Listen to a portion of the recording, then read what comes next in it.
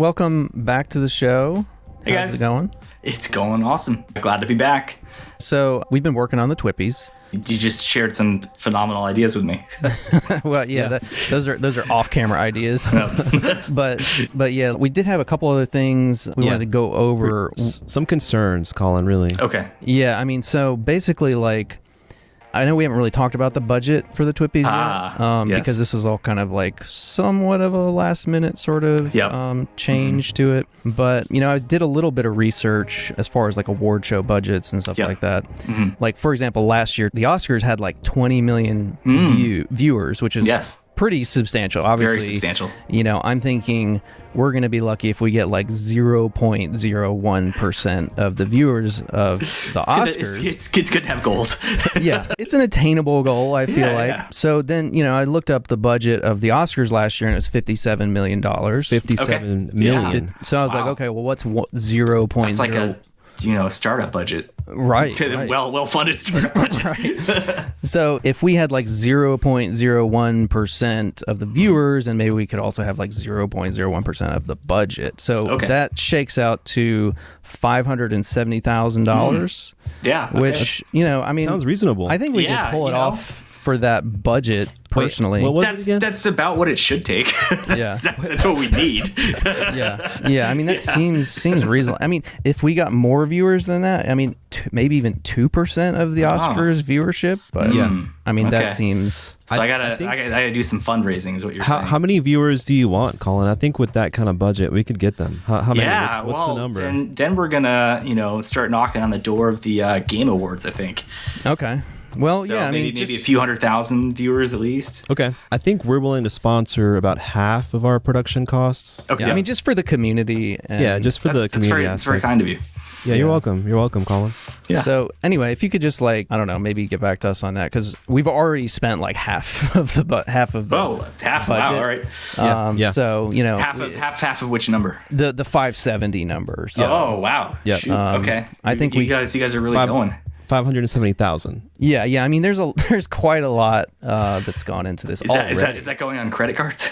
Well, I mean, I took out a loan. Took out a loan. Oh my God. It's fine. I'm sure. We just had to get this together quickly, so I can have like a second mortgage. It's cool. Okay. Yeah. Think about it. I will get back to you on that soon. It's a steal, Colin. Think about it. I'm just gonna like leave this conversation. It's a bargain right now.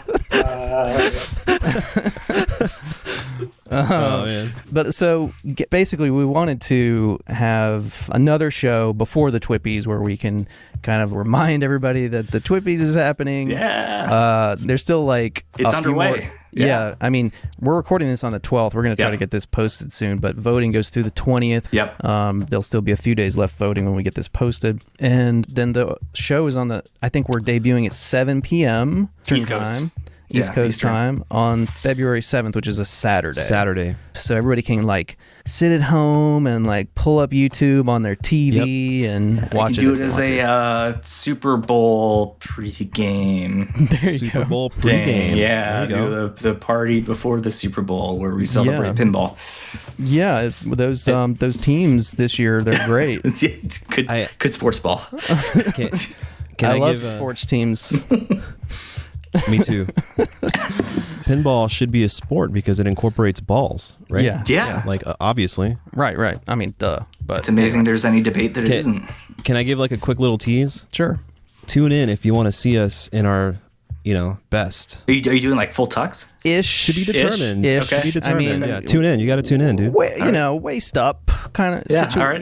Nobody has to know what's going on down below. But if they don't see it, then whatever. You can do whatever you want.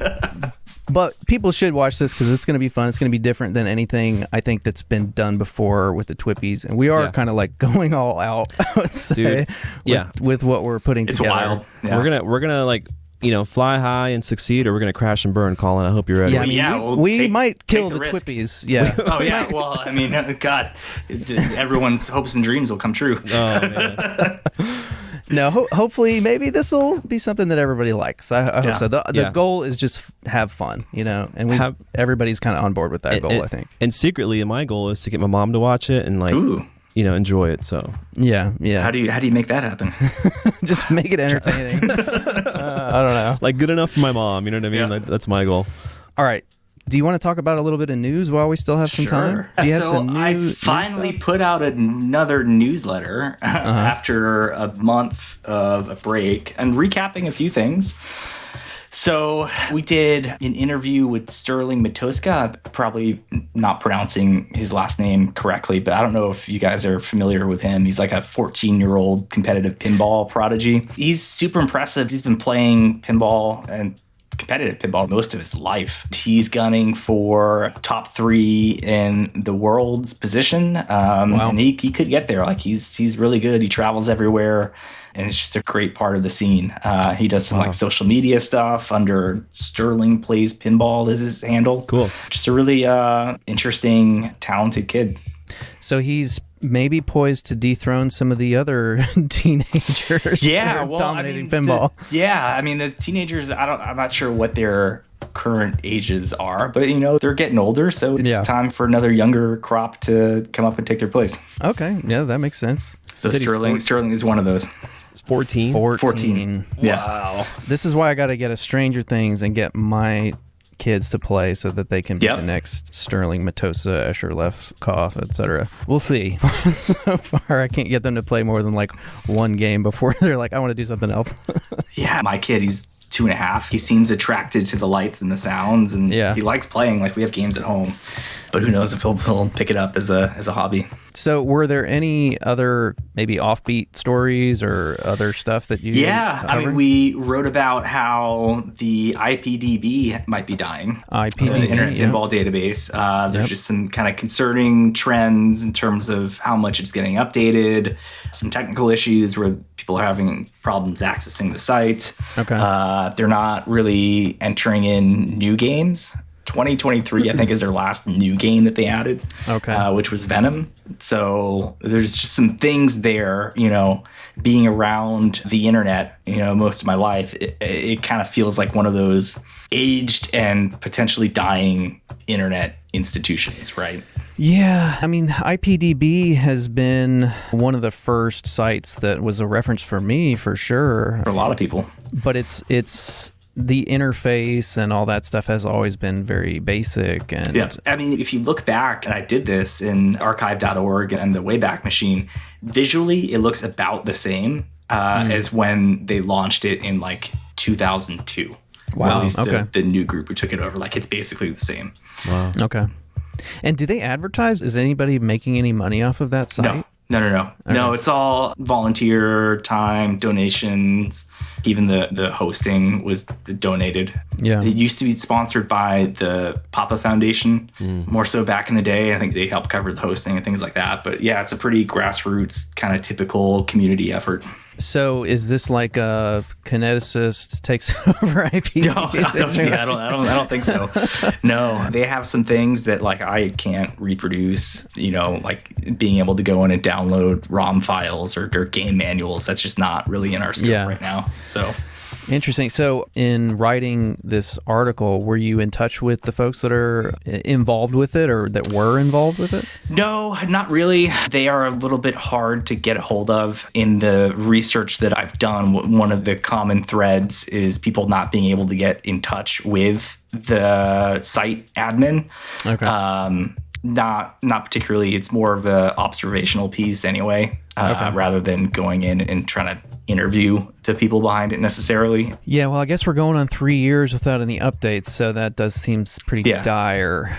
At least for new games. There are other updates going on in the background. They have like a public change log, essentially, where you can see the kind of volume of changes by month and year, but that's definitely dropped off over the last couple of years. Wow. I know for me, the thing that I use IPDB the most for is definitely like game manuals. Yep. And the occasional ROM download. But also, it's a wealth of information like for pinball history. Oh, yeah. You can learn things like the 1989 Williams game Police Force was originally going to be Batman because that's when Batman the movie, the Tim Burton movie. Got it. So they were shopping around for a pinball manufacturer, and it ended up going to Data East. But originally, that Police Force game was designed, and you can go on IPDB and see like the concept art and the stuff that would have made awesome. it. Cool. Even there's like a police car that moves on the left side of the playfield, and that was going to be at the Batmobile. That's cool. That's cool. So that kind of information, that'd be really unfortunate to see. Yeah, I mean, from what I understand of the editor's process, like he's going through and pulling out stuff from historical materials, all like primary source material, like going through books and pulling out notes and interview transcripts and things like that. So it's incredibly detailed. Yeah. Like you said, there's a ton of great historical information in there that you're just not going to find anywhere else. So that's part of the impetus for writing the article, is that, people should be aware that this thing might go away. So, if you appreciate it and value it, maybe save some notes somewhere, or like save some files, and we can cobble it together again in the future. Yeah, I mean, I know you can get ROMs pretty easily other places on VPX forums and stuff like that. I did not know that. But yeah, game manuals, I mean, that stuff exists, but not in that like way. A central place. Yeah. Yeah.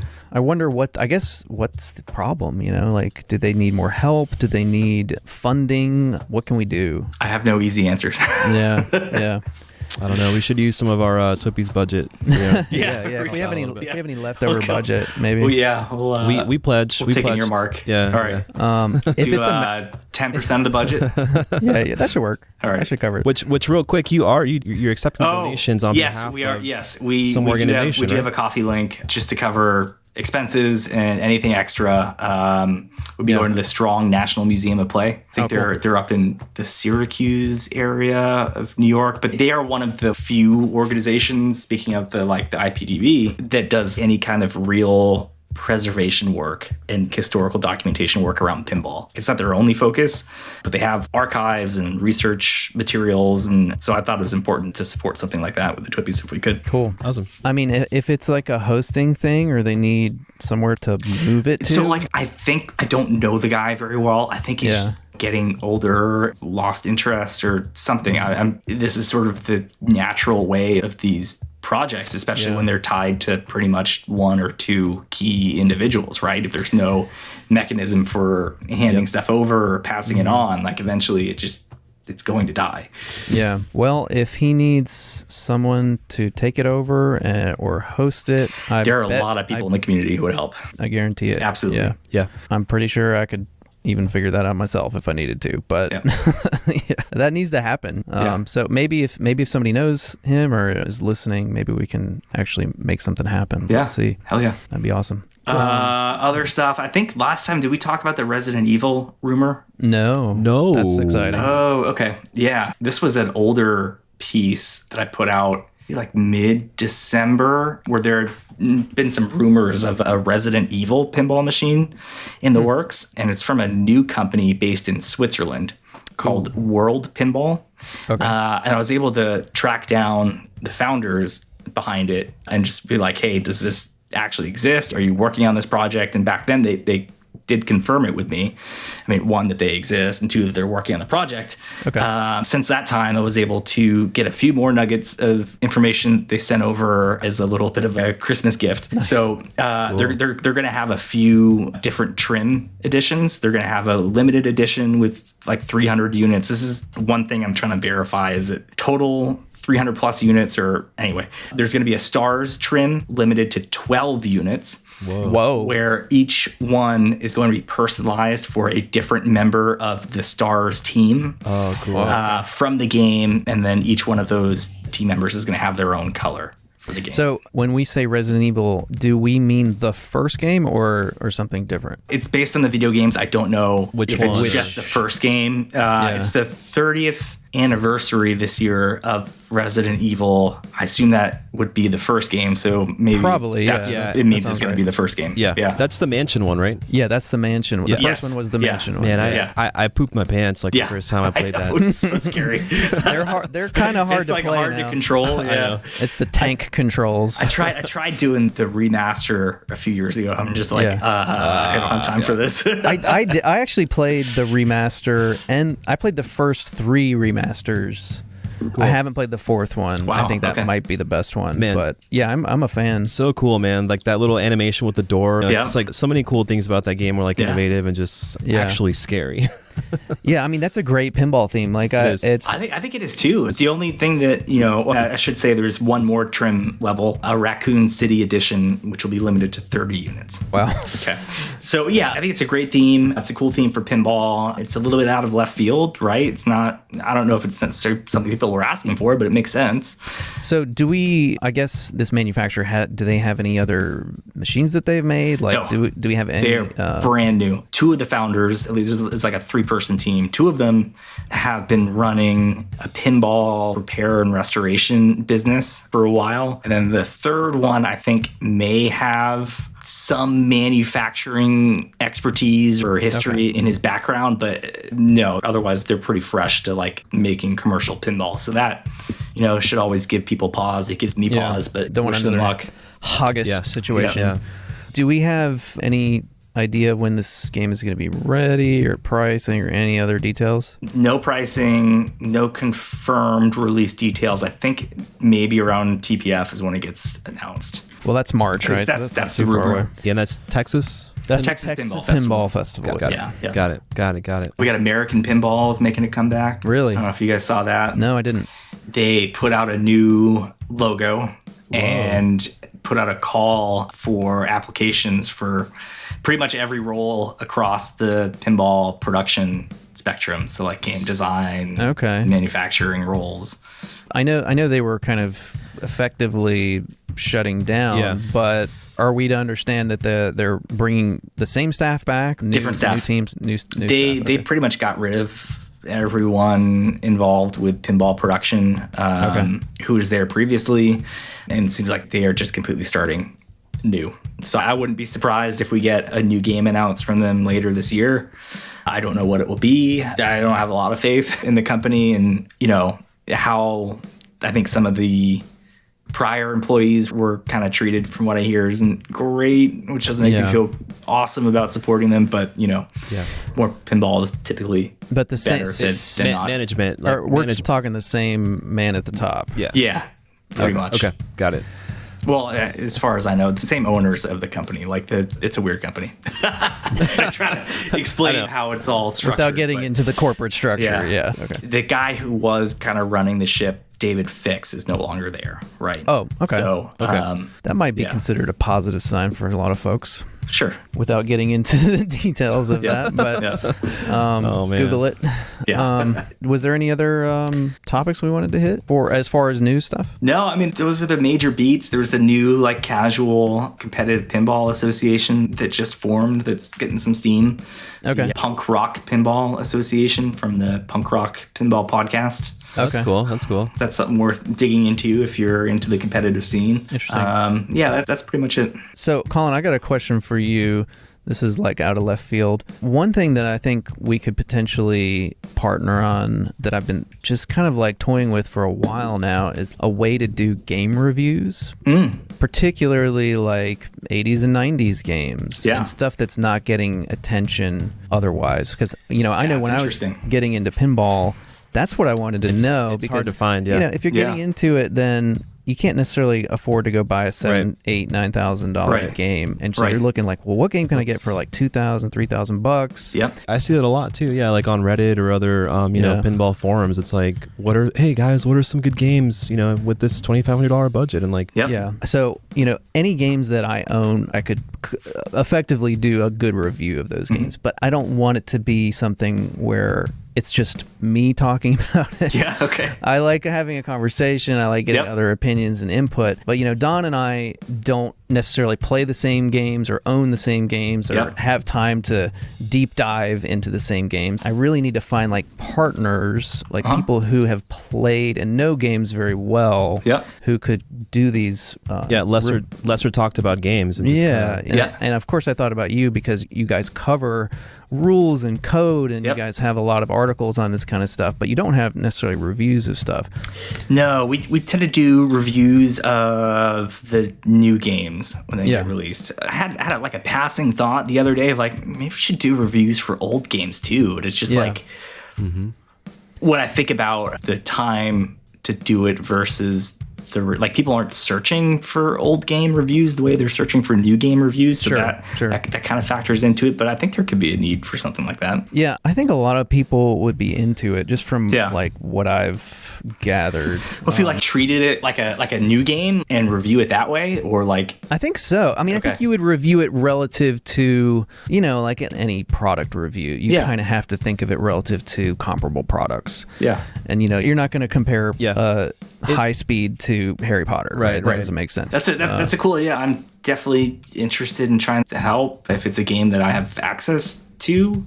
And could do that kind of deep dive with. If not, I mean, I can definitely help you find people. Cool. Folks who would be interested in doing something like that for like one of their favorite games or whatever. But like, find people who are excited about talking about a game. I mean, you want people to give like a somewhat impartial review if it's going to be that kind of thing. But and so the other aspect of this that we can talk about maybe another time, but I want to figure out the criteria and like a consistent methodology. Yep. So that, one game to another, you can kind of have a consistent. That I can help with. I'm pretty good at figuring out like formats and structure of things. So that sounds fun. And I already know if Don doesn't know the game really well, he's going to give a vibe score. Okay. I'll do the vibe score all day, dude. Yeah. Yeah. At a minimum, there will always be Don's vibe score. Nice. All right. But yeah, I think like a future, maybe, next time or whatever we talk, we can hash out like, how do you review a pinball machine? Yeah. I think that'd be a fun topic. That'd be fun. I'm really excited about the direction for the TWIPYs. So cool. I think it's awesome. Just know that I'm very much on board. Awesome. Sweet, that's good. All right. All right. All right. Cool. All right. Thanks, Colin. Thanks. We'll see you soon. All right. Bye. Bye.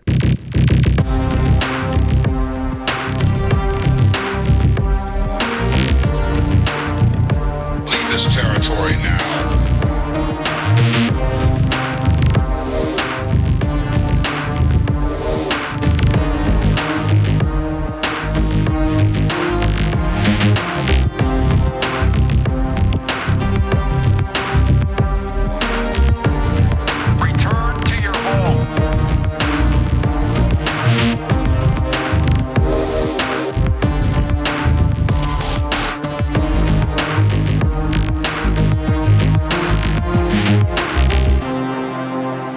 Evacuate all personnel.